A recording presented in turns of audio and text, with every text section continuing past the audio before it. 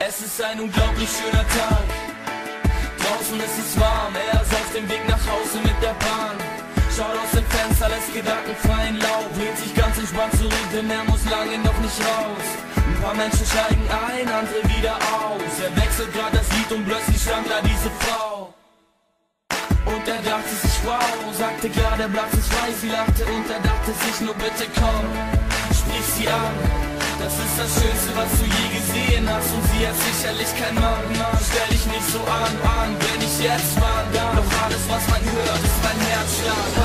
Was soll ich nur sagen, irgendwas knockt mich aus. Ich bin ein Versager, weil ich mich doch nicht trau. Mein Kopf ist voller Wörter, doch es kommt nichts raus. Sie steht auf und steigt auf. Bye, bye, bye, bye, meine Liebe des Lebens. Und ja, wir beide werden uns nie wiedersehen. Kann schon sein, dass man sich im Leben zweimal begegnet, doch es beim zweiten Mal dann einfach zu spät ist.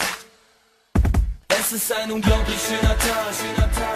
Draußen ist es warm, sie hat Bock auf Shopping, also in die Stadt.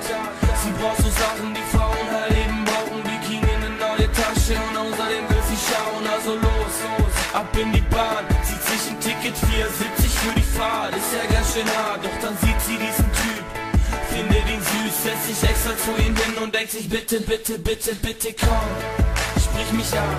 Es ist ganz egal, was du jetzt sagen würdest, ich spring darauf an. Also komm, du bist mein Mann, wir gehören zusammen. Wenn ich jetzt war, dann ich für mein Herz warm. Was soll ich nur sagen, irgendwas knockt mich aus. Soll ich es wagen, falls er sich doch nicht traut? Mein Kopf ist voller Wörter, doch es kommt nichts raus. Ich steh auf und steig auf. Bye, bye, bye, bye, meine Liebe des Lebens.